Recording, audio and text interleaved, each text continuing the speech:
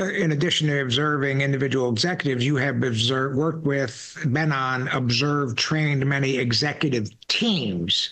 And as you know, and I know, you could have, let's say, 6 executives, senior executives, C-level guys on the executive team, and each of them are individual studs, resume, experience. That's no guarantee that it's an effective, cohesive leadership team. It's much like sports or whatever. Super Bowl champions are often not the ones with the most talent-laden roster. So I know you're agreeing with this because it's common sense for those of us that have been a while. So traits, habits, and skills, cultural, operational attributes that are common to the most effective leadership teams. This is a great question. And I think the right answer or answers, I'd love to hear what you think. I think they run afoul of, conventional wisdom, HR or among CEOs.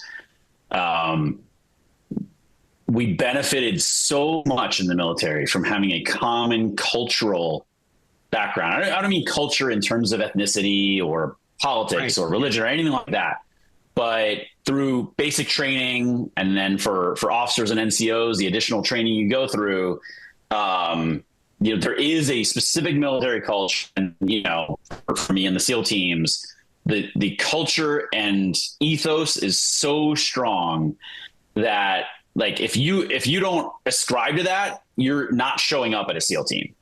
And so there is a huge benefit actually to similarity. Diversity has huge benefits too, proven in research. I'm not disputing that at all. I'm not saying, we should staff every team with, middle-aged white guys, like far, far, far from that. But there's a cost to difference too that no one wants to talk about because it's politically unpopular. But you can easily, any thinking person can think of extreme examples, right, where there are language issues or communication differences, and then like very quickly it becomes clear, okay, yes, there can be friction there, and so it's finding that balance and using what I call, like, I like to say, putting together an elite team is like putting together a Michelin star worthy dish. It's equal parts art and science. There's a lot of creativity and a lot of mixing and matching of personality that needs to take place.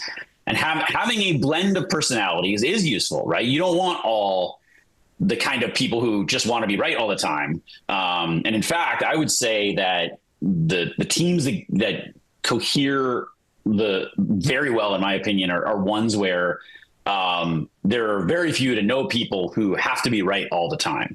They might have strong opinions. They might argue and yell at each other, which I've been in cultures like that. It's not right for every company, but being able to express your differences is a huge part of being successful. How you do that, again, up to that culture, and you don't want to be abusive to people. But even in those places where we were yelling at each other, I mean, I can viscerally remember a time where a senior chief SEAL and I were yelling at each other at the top of our lungs, almost in front of everyone, which is not professional, but it just happened. But at the end of the day, like, what we wanted each was the best thing for the guys and the best thing for the mission. And we sorted it out. And the next day we were fine. So sorry if I rambled there, but No. I love it. And relative to what you're saying, first of all, I agree with everything you're saying.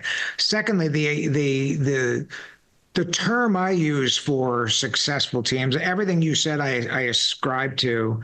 And I say this, that the very best executive teams argue well.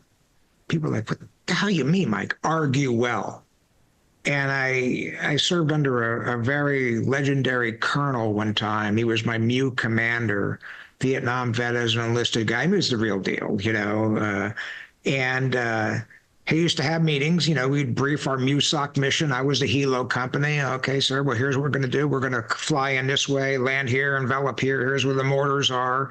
And at the end of the day, he would slap the table. I would brief. The other company, the mech company would brief. The boat company would brief. And at the end of the day, he would slap the table. Boom.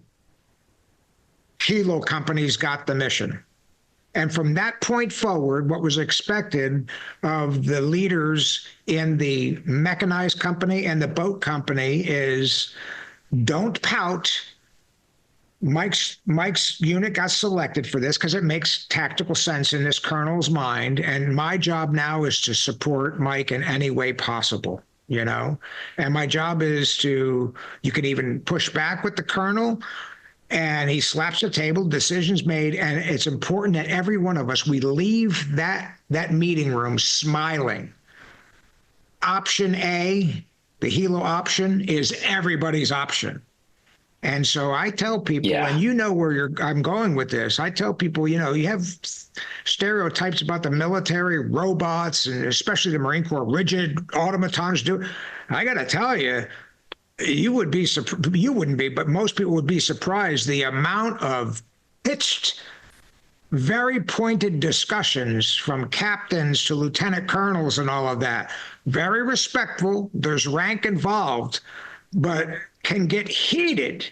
And then at the end of the day, the colonel, the senior guy, says, okay, I've heard it all. Thank you for this.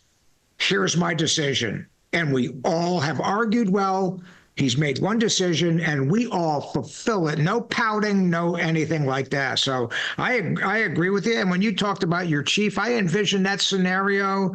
If you've been in the military any amount of time as a leader, you've had that scenario a lot, And you don't want that chief who's got a lot more of experience than you at that. You don't want that chief to sit there silent because he's afraid the officer is going to tighten him up. You want that chief. Yeah. Because I would venture to say that a fair amount of the times you stuck with your original decision, but a fair amount of times you saw the light that he said, his idea was better than yours. Thoughts? Yep. No, I'll keep it short. Absolutely. Absolutely.